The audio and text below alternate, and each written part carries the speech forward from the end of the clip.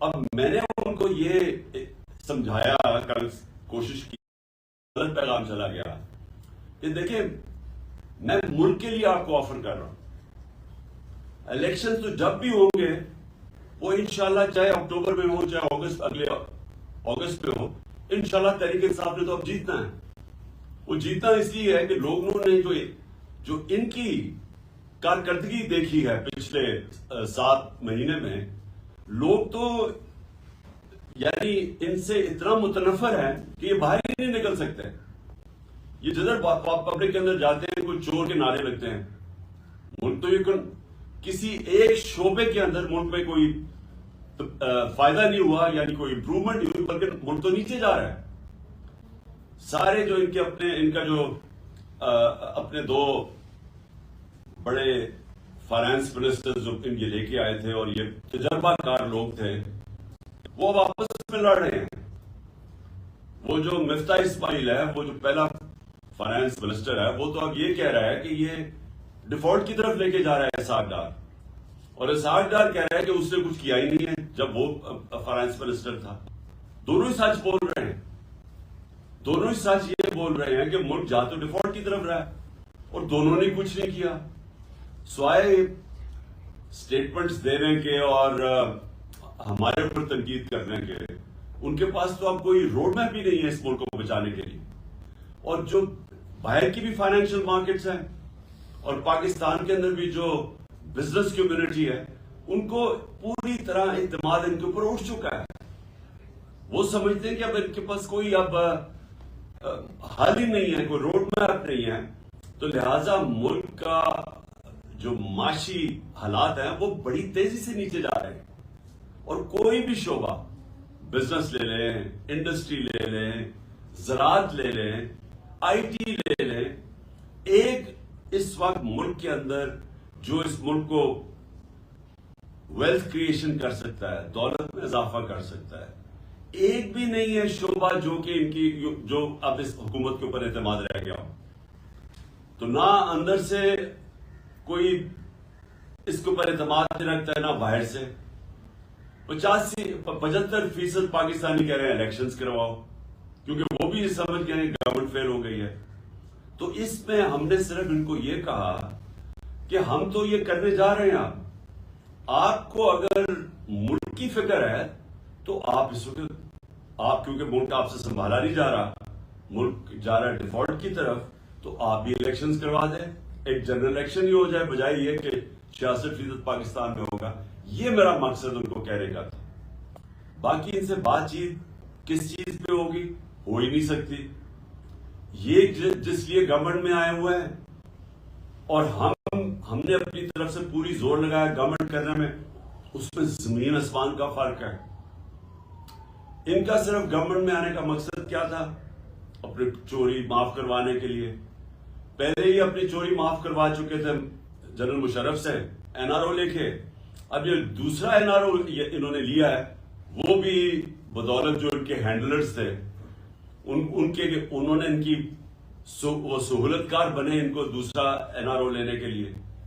اور جنرل مشرف کو جو سب سے بڑی تنقید ہوئی تھی وہ اس کے NRO دینے پہ تھی۔ باقی تو جنرل مشرف نے ان دونوں پارٹی سے ملک کو بہتر چلایا تھا، لیکن اس کو جو لوگ برا بھلا کہتے ہیں، لوگ ابھی بھی نہیں بھول سکتے کہ چوری ہوئی ملک کی۔ دیکھیں چوری ہوتی ہے کسی مثلا میرے گھر چوری ہو گئی، لیکن کرپشن ملک کا پیسہ چوری ہوتا ہے۔ تو جنرل مشرف کے پاس تو اختیار ہی نہیں تھا کہ جو ملک کا پیسہ چوری ہو وہ معاف کر دے۔ اور اب پھر 1100 ارب روپے کا انہوں نے یہ آئے ہیں، اور ان کا صرف ایک مقصد تھا کہ 1100 ارب روپے کے ان کے کیسز معاف ہوں۔ تو سب کے کیسز معاف ہوتے جا رہے ہیں۔ یہ دار بھی بچ گیا ہے۔ دار کا میں یاد کروا دوں کہ اس سے پوچھا تھا کہ $5 ملین آپ نے اپنے بچوں کو بھیجے ہیں، آپ نے کدھر سے بھیجے ہیں؟ آپ کی انکم میں تو یہ شو نہیں ہو رہا۔ اس نے کہا جی مجھے وہ ابو دھابی سے، میں کسی ابو دھابی کے شیخ کے لیے کام کرتا تھا تو اس نے مجھے پیسہ دیا ہے۔ انہوں نے اگلا سوال پوچھا کہ اگر اس نے پیسہ دیے تو آپ کے پاس کوئی تو ثبوت ہوگا، کسی نے $5 ملین آپ کو ایسے کیش میں تو نہیں پکڑا دیا، کوئی تو ہوگا، کوئی چیک وغیرہ۔ جب اس سے یہ سوال پوچھا گیا، وہ اس کے جہاز میں بیٹھ کے جو پرائم منسٹر تھا تب خاقان عباسی، اور وہ ملک سے فرار ہو گیا۔ اب آ کے انہوں نے قانون اتنا بدل دیا کہ وہ بھی پاک ہو گیا، اور اب وہ مریم بھی بچ گئی ہے۔ نواز شریف کی تیاری ہو رہی ہے اس کو بھی بچانے کے لیے۔ آصف زرداری کے کیسز وہ ختم ہو رہے ہیں۔ 1100 ارب روپے کا ملک کو ڈاکہ پڑ رہا ہے، اور یہی انہوں نے ابھی تک، اگر ان کا کوئی کارنامہ ہے تو وہ ہے کہ اپنے کیسز معاف کروا لیے اور اس کا جو دوسرا ان کی کوشش ہے کہ کسی نہ کسی طرح عمران خان کو ڈسکوالیفائی کرے، کسی نہ کسی طرح پی ٹی آئی کے لوگوں کے اوپر کیسز کریں تاکہ ہم ناک آؤٹ کر دیں، یعنی ٹیکنیکل ناک آؤٹ کر کے تو ہم کسی طرح الیکشن جیت جائیں، اور یہ نہیں جیت سکیں گے۔ تو ملک کا اس وقت ضرورت یہ ہے کہ سیاسی استحکام آئے، اس کی وجہ سے معاشی استحکام آئے گا۔ سیاسی استحکامات آ سکتا ہے صرف ایک طریقے سے، وہ ہے الیکشنز، اور اسی لیے آج 75% قوم اس چیز کے اوپر آ گئی ہے کہ الیکشنز کے علاوہ کوئی دوسرا راستہ نہیں ہے۔ اور ہم نے ان کو اس لیے آفر کیا کیونکہ ہم اسمبلیاں ڈیزالو کرنے جا رہے ہیں پنجاب اور کے پی کی، اور وہ اس لیے ہم کرنے جا رہے ہیں کہ ہم سمجھتے ہیں آپ کی یہ ملک کی ضرورت ہے الیکشنز، اور پی ٹی آئی کی ضرورت الیکشنز نہیں ہے اس وقت۔ پی ٹی آئی تو انشاءاللہ جب بھی الیکشنز ہوں گے تو ہم جیت جائیں گے، بلکہ جتنی دیر یہ بیٹھے جا رہے ہیں اسمبلی میں، ان کا تو گراف اور تیزی سے نیچے جا رہا ہے۔ تو ہمیں تو فائدہ ہی فائدہ ہے کہ اگر الیکشن ڈیلے بھی ہو جاتے ہیں، لیکن ملک، میں یہ آپ سب کو یہ کہنا چاہتا ہوں کہ جو ملک کے حالات ہیں وہ اس سطح پہ پہنچ چکے ہیں کہ اگر یہ الیکشنز نہ ہوئے تو ہمیں تو یہ ڈر لگا ہوا ہے کہ جب تک یہ الیکشنز کال کریں گے تو وہ ملک تو ادھر پہنچ جائے گا جدھر کوئی بھی کچھ نہیں کر سکے گا اس کے بعد۔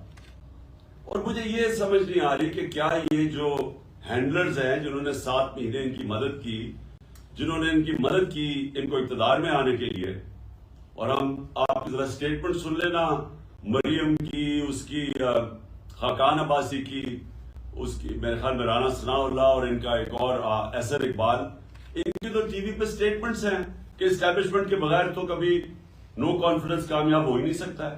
ان کی تو سٹیٹمنٹس انہوں نے خود ٹی وی پہ دی ہوئی ہیں۔ تو جو سہولت کار ان کو لے کے آئے تھے، تو کیا ان کو یہ نہیں پتا کہ ملک کدھر جا رہا ہے؟ اور دوسرا میرا سوال یہ ہے کہ ان کو یہ جو پی ڈی ایم کے لوگ ہیں، ہم سب کو پتا ہے انہوں نے کیا کرنا ہے، انہوں نے پھر ملک چھوڑ کے بھاگ جانا ہے۔ یہ بھاگنے کی تیاری کر رہے ہیں کہ اگر انہوں نے جب حالات برے دیکھے یا ملک ڈوبنے لگا تو انہوں نے تو باہر بھاگ جانا ہے۔ ان کے تو پیسے دولت سب کچھ باہر پڑا ہے ڈالرز میں، تو جب روپیہ گرے گا ڈالر کا تو فائدہ ہوگا ان کو، تو اس لیے ان کا سٹیک پاکستان میں نہیں ہے۔ نواز شریف جو ہے اس کا جو انٹرسٹ ہے وہ پاکستان میں نہیں ہے، وہ فیصلے پاکستان کی بہتری کے لیے نہیں کرتا، نہ زرداری کرتا ہے، کیونکہ ان کے پیسے باہر پڑے ہوئے ہیں، یہ اپنے پیسے بچانے کے لیے فیصلے کرتے ہیں۔ تو ان کی تو کوشش یہ ہے کہ کیونکہ یہ اب الیکشن جیت نہیں سکتے، ملک کو آگے لیتے جاؤ، ڈیلے کرو الیکشن، جتنا ڈیلے ہوگا یہ سمجھتے ہیں کہ یہ ہمارے اوپر کیسز کوسز کر کے مجھے ڈسکوالیفائی کر کے، اور شاید وہ ماحول بن جائے کہ یہ الیکشن کمیشن تو اب ان کے ساتھ ملا ہوا ہے، وہ تو بالکل ہر فیصلہ، بلکہ ان کی پارٹی کا کوئی ممبر لگتا ہے کہ جو کوشش پوری کر رہا ہے کہ کیسے ان کو جتانا ہے۔ تو یہ سمجھ رہے ہیں کہ ڈیلے کر کے یہ کسی نہ کسی طرح یہ الیکشن وہ ایسا ماحول بنا کے تو شاید جیت جائے، اور اگر یہ نہیں جیتیں گے تو انہوں نے باہر بھاگ جانا ہے۔ اور میری پوری پیشن گوئی ہے کہ انہوں نے، ان کے لیڈرز نے پھر یہ تیسری دفعہ باہر بھاگیں گے، لیکن ملک کو تباہی کے کنارے پہ کھڑا کر کے۔ تو میں نے آج آپ سب کو اس لیے بلایا ہے کہ آپ کو سمجھ جانا چاہیے کہ ملک کا پولیٹیکل سیناریو ہے کیا۔ ہم کھڑے ادھر ہیں جدھر یہ ہمارے لیے پی ٹی آئی کا تو گراف اللہ کا شکر ہے کبھی بھی اتنا اوپر نہیں گیا جتنا آج ہے، لیکن ملک کا صورتحال یہ ہے کہ یہ جتنی دیر آپ بیٹھیں گے، تو جس طرح میں نے آپ کو شروع میں کہا کہ جو بیرون ملک کا فائنینشیل مارکیٹس ہیں وہ مکمل طور پہ ان کے اوپر اعتماد ان کا کھو بیٹھا ہے. موڈیز ہو یا فچ ہو جو کہ کریڈٹ ایجنسیز ہیں جو دنیا کی ملکوں کی کریڈٹ وردینس ہے اس کا فیصلہ کرتی ہیں, وہ سب انہوں نے پاکستان کو ڈاؤن گریڈ کر دیا. اور یہ جو سی ڈی ایس ہے اس کا مطلب کہ پاکستان کیا قرضہ واپس کر سکتا ہے اور جو اس کی رسک ہے اب وہ ہم جب تھے 5% پہ تھی, آج وہ پہنچ گئی ہے 100% پہ. یعنی کوئی بھی نہیں اب سمجھتا کہ پاکستان اپنا قرضہ واپس کر سکتا. اس لیے باہر سے تو پاکستان میں پیسہ آنے نہیں لگا, نہ انویسٹمنٹ آنے لگی ہے, نہ پاکستان کے اندر سے انویسٹمنٹ آنے لگی ہے. اور دوسری چیز جو یہ قرضے مانگیں گے کمرشل بینک سے, انہوں نے اب دینے نہیں ہیں قرضے. تو اس ماحول کے اندر ہمارا ملک ایک مزید خطرے میں ہے. اور پھر سے میں کہہ رہا ہوں کہ وہ ادھر پہنچ جائے گا جدھر خدا نہ خواستہ ہمارے کوئی بھی ہم اس کو کنٹرول نہیں کر سکیں گے. تو یہ تو ہمارا پیغام ان کو بھی ہے جنہوں نے جس طرح میں نے کہا انہوں نے تو باہر بھاگ جانا ہے, لیکن جو ان کے ہینڈلرز ہیں ان کو پتا ہونا چاہیے کہ ملک جدھر کھڑا ہے تو نقصان تو جنہوں نے یہاں رہنا ہے, جن کا جینا مرنا پاکستان میں ہے, وہ نقصان تو ان کو ہونے لگا ہے اور ہو رہا ہے. یعنی ہر روز ملک کے حالات بگڑتے جا رہے ہیں. یا انہوں نے ساری ایل سیز وہ نہیں آنر کر رہے, ساری باہر سے امپورٹس بند کر دی, اور امپورٹس وہ ہیں جو کہ را مٹیریل کے امپورٹس ہیں. اس کا مطلب فیکٹریاں بند ہوتی جا رہی ہیں. انڈسٹری ہماری, ہم نے ریکارڈ بڑی دیر کے بعد انڈسٹری کو اٹھایا تھا اپنی, جو 10.6% پہ گرو کر رہی تھی. ہمارے آخری مہینے میں 26% پہ انڈسٹریل گروتھ تھی, آج وہ 0 پہ پہنچ گئی ہے. زراعت کے اندر ہمارا ریکارڈ 17 سال کے بعد 4.5% ہماری زراعت کی گروتھ ہوئی تھی, اور ہماری 4 فصلیں ریکارڈ تھی 2 سال. تو وہ بھی آج کسانوں کا ساری فصلیں نیچے آ گئی ہیں, ان کی جو پیداوار ہے, کیونکہ کھادیں بڑھ گئی ہیں, ڈیزل بڑھ گیا ہے, بجلی کی قیمتیں بڑھ گئی ہیں, ان کی انپٹس اتنی بڑھ گئی ہیں کہ ان کے پاس پیسہ نہیں ہے اپنی زمین پہ لگانے کے لیے. تو لہٰذا جدھر سے ہم چھوڑ کے گئے تھے اور جدھر یہ پہنچ گیا, جدھر پاکستان کو انہوں نے پہنچا لیا ہے, وہ اس سے صرف نکلنے کا ایک طریقہ ہے, اور وہ میں اب سے نہیں 7 مہینے سے کہہ رہا ہوں, صاف اور شفاف الیکشن. اور میں آپ سب کو آج اس لیے یہ کہا تھا کہ آپ سے میری بات بھی ہو جائے, آپ کو میں بتا بھی دوں کہ میرے ذہن میں کیا ہے. اور میں یہ سمجھتا ہوں کہ آپ سب کو اب تیاری کرنی چاہیے الیکشنز کی. ساروں کو اپنے ایم این ایز, اپنے ایم پیز, آپ کو اپنے اپنے حلقوں میں نکل جانا چاہیے اب. اور آپ کی تیاری صرف خاص طور پہ ایم پیز کے, لیکن مجھے لگتا ہے کہ جنرل الیکشن کی طرف ہم جا رہے ہیں. ناممکن ہے کہ اگر 66% پاکستان میں الیکشن ہو رہا ہے تو اس کے بعد جنرل الیکشن کو روک سکتے ہیں یہ. تو ہم ساروں کو اب کوشش اپنے حلقوں میں تیاری کر لینی چاہیے الیکشن کی. اور ہم نے صرف ان کو یہ کہا ہوا ہے کہ اگر آپ بات کرنا چاہتے ہیں جنرل الیکشن کی ڈیٹ دینے میں تو ہم بات کریں گے, نہیں تو ہم عن قریب اناؤنس کر دیں گے اپنی اسمبلیز ڈیزالو کر کے الیکشنز. اور میں نے محمود خان, آپ کو بھی مجھے پتا ہے کہ آپ تیار ہیں بالکل, اور پرویز الہی نے بھی مجھے پوری گو ہیڈ دے دی ہے کہ جب میں چاہوں گا تو اسمبلیز میں ڈیزالو کر سکتا ہوں. تو میں اس لیے یہ سب کو آپ کو بتانا چاہتا تھا کہ اب تیاری ہو جانی چاہیے مینٹلی, چاہے وہ الیکشن پہ آئیں یا نہ آئیں. اگر وہ آئیں گے تو ٹھیک ہے, جنرل الیکشن پہ ہم چلے جائیں گے, لیکن اگر وہ نہیں آتے تو ہم نے اسی مہینے انشاءاللہ اپنی پروونشل اسمبلی سے کو ڈیزالو کر کے ہم نے پھر الیکشنز کی طرف نکل جانا ہے. ہاں, ایک میں نے آپ سب کو کہنا تھا کہ بڑا ضروری ہے کہ آپ نے اعظم سواتی کے لیے پروٹیسٹ کرنا ہے.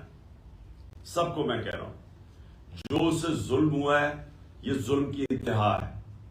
ایک آدمی جس نے ٹویٹ کیا ہے, دنیا کے اندر ہر جگہ آپ کو اجازت ہوتی ہے جمہوریت میں تنقید کرنے کی. ایک ٹویٹ کے اوپر تنقید کرنے پہ اس کو تشدد کیا گیا. ایک 75 سالہ آدمی, اس کو پہلے اس کے پوتا اور پوتیوں کے سامنے مارا گھر میں جا کے, اس کے بعد اس کو لے جا کے یہ ڈرٹی ہیری نے کے آرڈرز پہ اس کو انہوں نے اس کے اوپر تشدد کیا ننگا کر کے، اور اس آدمی کا کوئی بھی اس کے اوپر اس طرح کا ظلم ہوا ہوتا تو اس کا غصہ آنا تھا۔ اس کے بعد اس کی جو سب سے بڑا ہمارے معاشرے کے اندر، ایک ہمارا معاشرہ اسلامی معاشرہ ہے، اس کی جو ویڈیو بنا کے اس کے گھر اس کی فیملی کو دی گئی، یعنی کون آدمی ہے اس کے بعد ریئیکٹ نہیں کرے گا؟ میری طرح کا آدمی، میں تو خودکش حملے کے لیے تیار ہو جاؤں گا میرے گھر سے مجھے کوئی اس طرح کرے، یعنی میں تو اپنا سارا، میں اس کے بعد تو صرف ایک چیز میرے ذہن میں آئے کہ میں نے بدلہ کیسے لینا ہے، اور میں ہر سطح پہ جاؤں بدلہ لینے کے لیے۔ تو وہ آدمی جب اس کا ذہنی اس کا سوچ دیکھے کہ وہ کدھر پہنچا ہوا ہے، تو اس سے اگر منہ سے چیزیں نکل بھی گئی تو یہ تو دیکھیں کہ ہوا کیا ہے۔ آپ سب بیٹھے ہوئے ہیں اور میں آپ سب کو جانتا ہوں کہ آپ کو سب کسی سے بھی یہ ہو تو آپ سارے اسی طرح ریئیکٹ کریں۔ کون غیرت مند آدمی اس طرح ریئیکٹ نہیں کرے گا؟ اور اس کو آپ پکڑ کے اس کے اوپر 30 FIR کاٹ دیا، اس کو کوئٹہ لے گئے، اور اس کی ہارٹ کی کنڈیشن ہے۔ ہم یہ ابھی سب، اگر اعظم سواتی کو کچھ ہوا، ہم سارے FIRs کاٹیں گے ان سب لوگوں پہ جو ذمہ دار ہیں اس سے، یہ اس کے اوپر تشدد کرنے پہ، اور اس کو پھر یہ جو اس کو کوئٹہ لے کے گئے ہیں، جس طرح پکڑ کے لے کے گئے ہیں، سارا ہمارے جسٹس سسٹم کا مذاق اڑ گیا ہے۔ پاکستان کے اندر فنڈامنٹل رائٹس، یعنی میں پھر سے بڑے ادب سے اپنی عدیہ سے کہتا ہوں کہ اگر آپ اس قوم کے فنڈامنٹل رائٹس کی حفاظت نہیں کریں گے تو اور کون کرے گا؟ کہ کس کے پاس ہم جائیں کہ اتنی بڑی وائلیشن ہو رہی ہے انسانی حقوق کی، تو اس کا یہاں تو اس کا مطلب جنگل کا قانون ہے، تو طاقتور جو مرضی کر سکے۔ تو اس لیے میں چاہتا ہوں کہ ساروں کو آپ کو اس کے اوپر سٹیٹمنٹس دینی چاہیے اور کھڑا ہونا چاہیے۔ آپ کو ساروں میں اپنے لوگوں کو اویئر کرنا چاہیے کہ اگر یہ آج اعظم سواتی سے ہو سکتا ہے تو یہ آپ کے کسی سے بھی یہ ہو سکتا ہے، ہم کسی سے بھی یہ کر سکتے ہیں۔ یہ نہ سمجھے کہ اعظم سواتی سے وہ، اور ہمارے کئی لوگ سوچتے ہیں کہ چل جی ہمارے سے نہیں ہوگا۔ یہ تو ایک دفعہ اگر اس کے اوپر یہ جس طرح کر رہے ہیں، یہ تو کوئی بھی پاکستان میں اس کا مطلب، ہم کوئی بھی اگر منہ کھولیں گے اور کوئی اپنا آزادی رائے کا اظہار کریں گے تو ہم کسی سے بھی ہو سکتا ہے۔ ارشد شریف سے جو ہو چکا ہے، یہ بھی کوئی اس کی کوئی مثال ہے کہ پاکستان کا نمبر 1 انویسٹیگیٹو جرنلسٹ، اور سب کو پتا ہے کہ وہ سب سے کریڈیبل باضمیر آدمی، محب وطن پاکستانی، ساروں کو پتا ہے، اس لیے لوگ اس کو اتنا پسند کرتے تھے، اس لیے وہ اوپینین میکر تھا، لوگوں کو پتا تھا کہ وہ ملک کے لیے کھڑا ہے، ملک کے مفادات کے لیے۔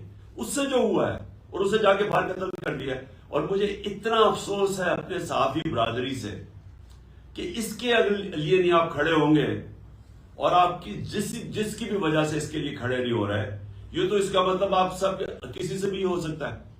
کسی بھی صحافی، اگر ارشد شریف سے ہو سکتا ہے تو کسی سے بھی ہو سکتا ہے۔